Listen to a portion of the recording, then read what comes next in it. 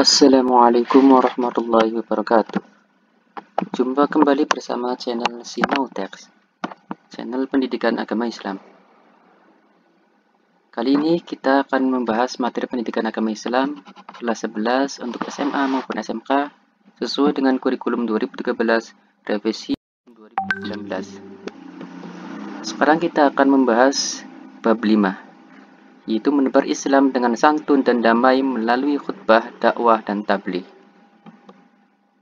Sebelum memulai pembelajaran, seperti biasa, mari kita membaca Al-Quran sesuai dengan ilmu tajwid dan makharijul huruf. Semoga Allah memudahkan dalam memahami materi ini dan bisa menerapkan dalam kehidupan sehari-hari. Amin ya rabbal alamin. Yang akan kita baca kali ini yaitu Quran Surat Ali Imran ayat 104 dan Quran Surat An-Nahl ayat 125. Bismillahirrahmanirrahim. وَلْتَكُنْ مِنْكُمْ أُمَّةٌ يَدْعُونَ إِلَى الْخَيْرِ وَيَأْمُرُونَ بِالْمَعْرُوفِ وَيَنْهَوْنَ عَنِ الْمُنْكَرِ وَأُولَئِكَ هُمُ الْمُفْلِحُونَ ادْعُ إِلَى سَبِيلِ رَبِّكَ بِالْحِكْمَةِ وَالْمَوْعِظَةِ الْحَسَنَةِ وَجَادِلْهُمْ بِالَّتِي هِيَ أَحْسَنُ إِنَّ رَبَّكَ هُوَ أَعْلَمُ بِمَنْ ضَلَّ عَنْ سَبِيلِهِ وَهُوَ أَعْلَمُ بِالْمُهْتَدِينَ صَدَقَ اللَّهُ الْعَظِيمُ. Pembahasan yang pertama, kali ini kita akan membahas tentang khutbah. Pengertian khutbah secara bahasa yaitu berasal dari kata mukhatabah, berarti pembicaraan. Jika berasal dari kata al-khutbu, maka berarti perkara besar yang diperbincangkan. Khutbah dapat juga bermakna memberi peringatan, pembelajaran, atau nasihat dalam kegiatan ibadah. Adapun khutbah secara istilah maka berarti menyampaikan pesan tentang takwa sesuai dengan perintah Allah Subhanahu wa taala dengan syarat dan rukun tertentu. Yang kedua, kegiatan nasihat yang disampaikan kepada kaum muslim dengan syarat dan rukun tertentu yang erat kaitannya dengan sah atau sunnahnya ibadah. Sedangkan orang yang melakukan khutbah dikenal dengan istilah khotib. Syarat-syarat khotib. Seorang khotib memiliki beberapa syarat yang harus ditempuh atau harus dimiliki. Yang pertama yaitu Islam yang sudah baligh dan berakal sehat. Kemudian yang kedua, mengetahui syarat, rukun, dan sunnah khutbah. Yang ketiga, suci dari hadas, baik badan maupun pakaian, serta auratnya tertutup. Yang keempat, tartil dan fasih saat mengucapkan ayat Al-Quran dan hadis. Kelima, memiliki akhlak yang baik dan tidak tercela di mata masyarakat. Keenam, suaranya jelas dan dapat dipahami oleh jemaah. Dan yang terakhir, berpenampilan rapi dan sopan. Syarat-syarat dua khutbah. Dua khutbah ini memiliki beberapa syarat. Yang pertama, khutbah sholat Jumat dilaksanakan sesudah masuk waktu zuhur. Selesai khutbah dilanjutkan dengan sholat. Adapun khutbah sholat Aidain, sholat khusuf dan sholat kusuf, serta sholat istisqa yang dilaksanakan setelah selesai sholat. Yang kedua, khutbah dilakukan dengan berdiri, namun jika tidak mampu, boleh dilakukan dengan duduk. Syarat yang ketiga yaitu duduk sebentar di antara dua khutbah. Yang keempat, suara khutbah harus jelas dan dapat didengar oleh jemaah. Dan yang terakhir yaitu tertib, yakni dimulai khutbah pertama dan dilanjutkan khutbah yang kedua. Adapun rukun-rukun khutbah ada beberapa macam. Yang pertama, membaca hamdalah pada kedua khutbah. Kedua, membaca syahadatain atau dua kalimat syahadat. Yang ketiga, membaca sholawat kepada Nabi Muhammad SAW. Keempat, berwasiat kepada diri sendiri dan kepada jamaah. Berisi ajakan untuk meningkatkan iman, takwa, ibadah, serta memperbanyak amal soleh. Sebaliknya menjauhi dosa dan kemaksiatan. Yang kelima, membaca satu atau beberapa ayat suci Al-Quran. Dan yang terakhir, berdoa pada khutbah kedua untuk memohon ampunan, kesejahteraan, dan keselamatan bagi kaum muslimin dan muslimat baik di dunia maupun di akhirat. Sunnah-sunnah khutbah. Khutbah memiliki beberapa sunnah. Yang pertama, khotib memberi salam pada awal khutbah dan menghadap ke arah jamaah. Kedua, khutbah di tempat yang lebih tinggi. Dalam hal ini biasanya dilakukan di atas mimbar. Yang ketiga, khutbah dengan kalimat yang jelas, sistematis, dan temanya disesuaikan dengan situasi aktual yang sedang terjadi. Keempat, khotib hendaknya memperpendek khutbahnya. Sebaliknya, sholat Jumatnya saja yang diperpanjang. Yang kelima, khotib disunahkan membaca Quran surat Al-Ikhlas saat duduk di antara dua khutbah. Yang keenam, khotib menertibkan rukun-rukun khutbah, yaitu dimulai membaca hamdalah sampai rukun yang terakhir, yakni berdoa untuk kaum muslimin. Adapun adab dalam melaksanakan sholat Jum'ah, di antaranya yang pertama yaitu menyegerakan berangkat ke masjid lebih awal. Kemudian membiasakan mengisi shaf terdepan yang masih kosong, lalu lakukan sholat tahiyatul masjid atau sholat qabliyah Jum'ah sebanyak 2 rakaat. Yang ketiga, memperbanyak zikir dan doa, membaca sholawat Nabi atau membaca Al-Quran dengan suara pelan sebelum khotib naik mimbar. Yang keempat, mendengarkan khutbah dengan seksama, jangan berbicara termasuk menegur jemaah lain, apalagi mengantuk atau tidur. Akibatnya Jumatnya menjadi sia-sia, termasuk tidak memahami isi khutbah. Pembahasan yang kedua yaitu tabligh. Tabligh secara bahasa berasal dari kata balagha yuballighu tablighun, yang berarti menyampaikan atau memberitahukan pesan atau ceramah secara lisan atau perkataan. Adapun secara istilah, tabligh memiliki beberapa pengertian. Yang pertama, menyampaikan ajaran Islam baik dari Al-Quran maupun Al-Hadis. Kedua, menyampaikan ajaran-ajaran Islam kepada umat manusia untuk dijadikan pedoman. Yang ketiga, dakwah Islamiyah dalam bentuk khusus, lisan dan tulisan untuk menyampaikan ajaran Islam kepada orang lain. Yang keempat, menyampaikan pesan Allah Subhanahu wa taala secara lisan. Dan yang kelima, menyampaikan atau menyiarkan agama Islam kepada umat. Adapun dalil tentang pelaksanaan tabligh yaitu Quran surat Al-Ahzab ayat 39. Bismillahirrahmanirrahim. Alladzina yuballighuna risalatillahi wa yakhshawnahu wa la yakhshawna ahadan illa Allah wa kafa billahi hasiba.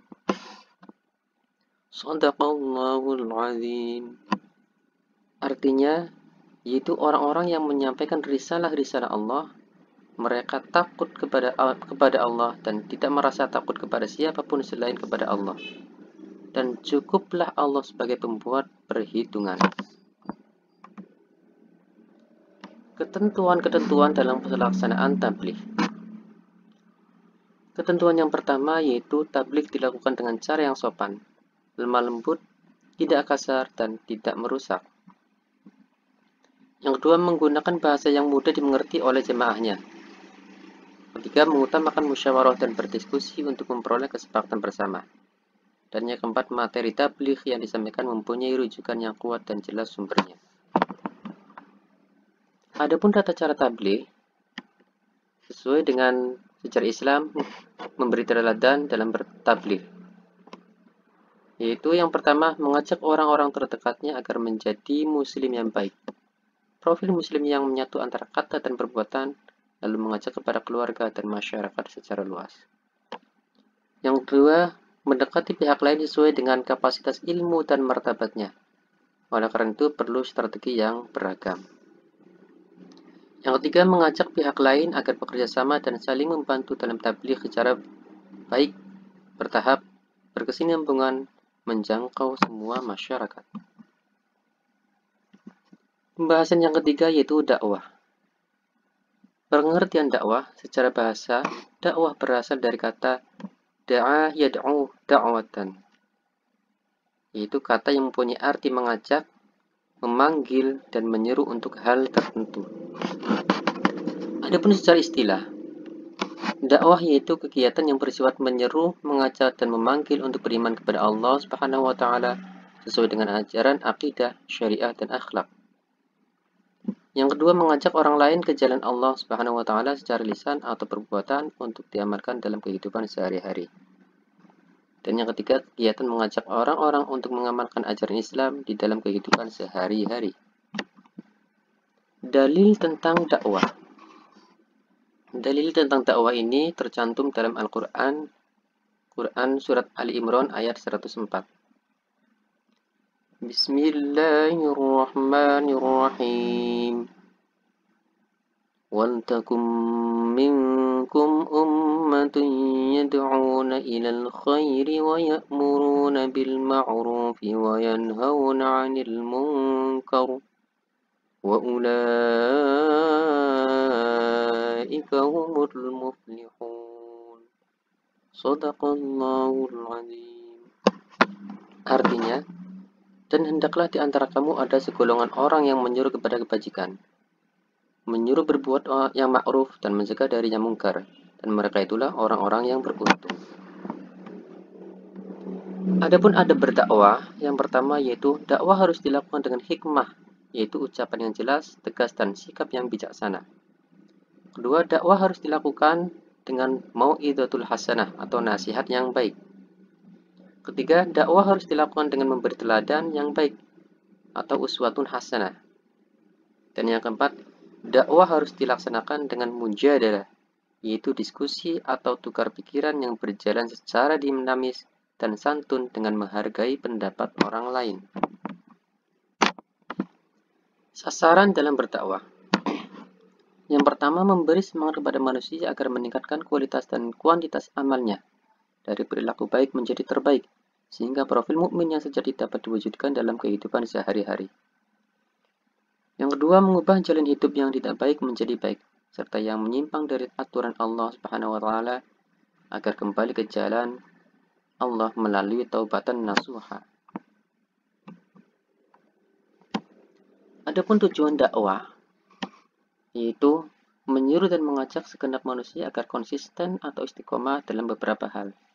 Yang pertama, beriman hanya kepada Allah Subhanahu wa taala dan tidak melakukan kemusyrikan.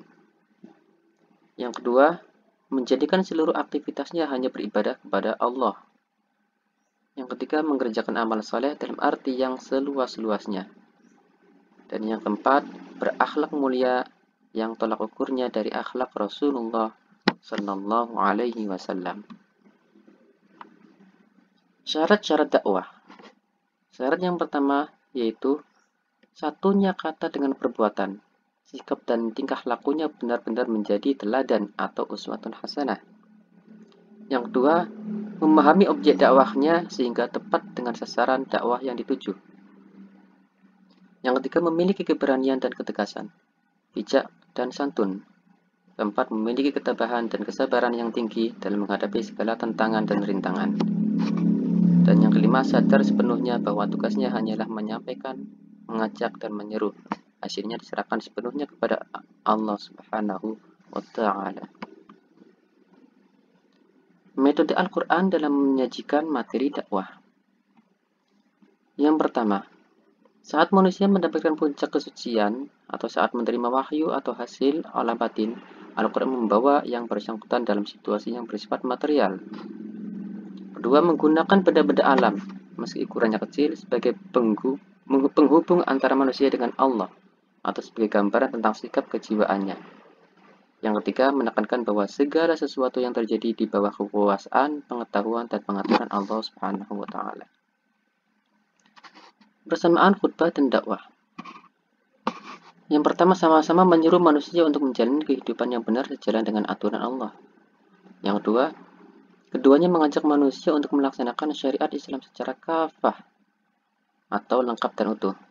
Ketiga, keduanya mengingatkan bahwa sukses dan bahagia itu diperoleh dari ketaatan, sebaliknya kegagalan dan keterpurukan hidup diperoleh dari kemaksiatan.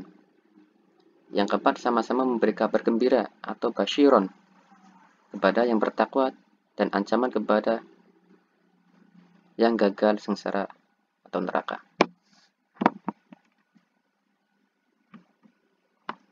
Perbedaan khutbah dan dakwah. Khutbah terikat oleh syarat dan rukun, sedangkan dakwah tidak memiliki aturan yang baku. Kedua, khutbah tempatnya di masjid atau tempat lain yang memungkinkan dilaksanakan sholat Jumat atau di lapangan bagi sholat Idain, sedangkan dakwah dapat dilakukan di mana saja. Ketiga, khutbah Jumat hanya wajib untuk kaum laki-laki, sedangkan dakwah untuk siapa saja. Keempat, khutbah medianya terbatas pada mimbar dan sound system, sedangkan dakwah dapat menggunakan media apa saja. Dan yang kelima, khotib harus dalam keadaan suci dari hadas dan najis, sementara juru dakwah tidak mengharuskan hal seperti itu. Itulah materi tentang khutbah, tabligh, dan dakwah. Semoga bermanfaat. Untuk mendapatkan update materi selanjutnya, silakan klik subscribe dan bunyikan loncengnya. Terima kasih. Assalamualaikum warahmatullahi wabarakatuh.